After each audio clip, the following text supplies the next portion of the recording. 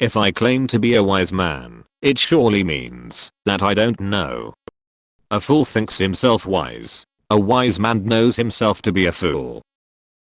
Go through my post history and you'll get an idea. Self-awareness is usually a sign of higher intelligence. Doesn't matter your past. If you eventually become self-aware and try to change based on that, then you're good.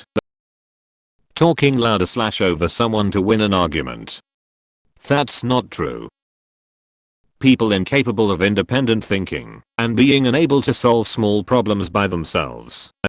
My mother was book smart and could learn just about anything that was in a book, but she couldn't logic her way out of a wet paper bag. She'd need a pamphlet with written instructions. Fell for every cookie scam product, MLMs, infomercials, weird diets, and even a cult.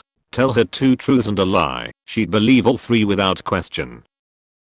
Inability to take new information on board and change your position on subjects. Pretty much all intelligence actually takes. Keep on rolling that metaphorical catamaran. Never ever possessing the ability to admit that they're wrong or don't know something or have screwed up no matter how obvious. Talking in circles, saying anything educational is boring.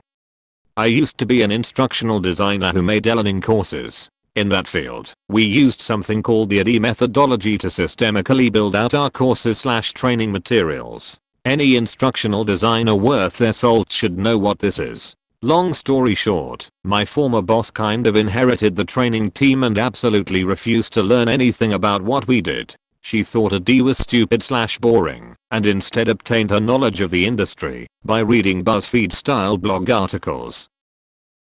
Parroting the talking points without being able to discuss them, even in their most basic terms. That indicates that they have no knowledge and no curiosity about the world.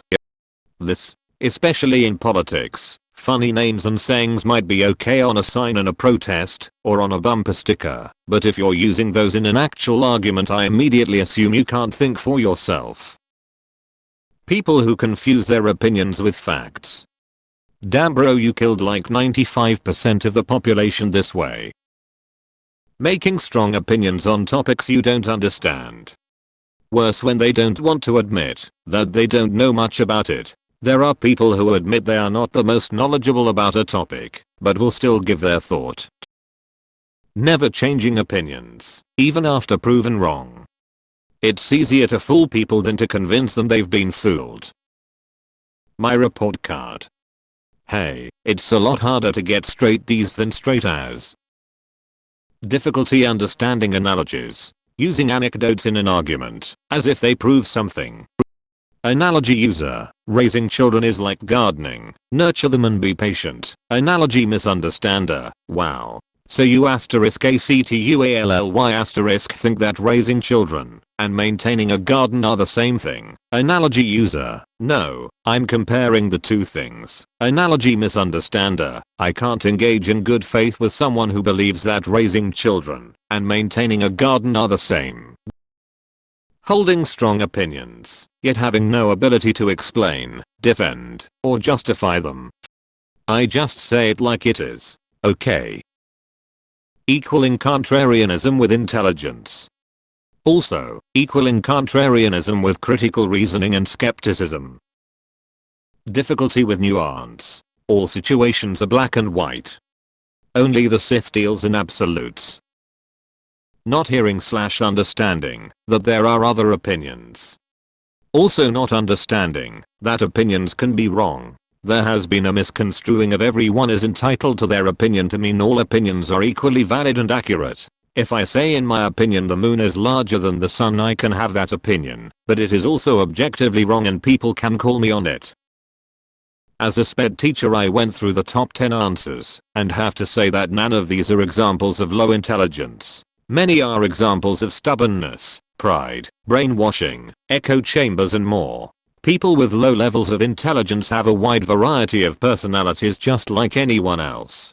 Some are stubborn and ignorant, some are compliant and love to learn. Some are angry and easily manipulated, some have great emotional control. Some are lazy and some are hardworking. People with low intelligence take longer to process information and struggle with complex topics that have multiple components working at the same time. Many struggle against this deficit and develop strategies to overcome. For some, the obstacles are too large and some simply don't have the will or behaviors to overcome their struggles. Scrolled this far to not find someone just complaining about a behavior they hate. Having your hand be bigger than your face. I expected this to be top comment in all honesty. Listening to financial advice on r/Wall Street Bets. I'd rather listen to a goldfish. Supporting a politician and making it their entire identity. It's honestly baffling to me. Not being polite to droids. Look, the sign clearly says we don't serve our kind here.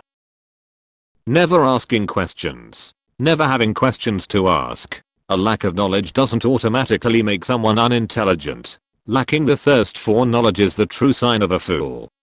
Ironically, some people don't ask questions because they don't want to appear dumb. Not switching on your turn signals. Turning on your turn signal for 2 blinks when you're 75% over into the next lane already.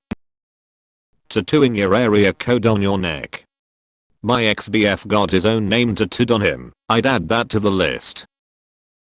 Playing awful music on your phone speakers while on public transport. IDK, what's worse, that or talking on speakerphone on public transit or like in line at a store? Hate that shit.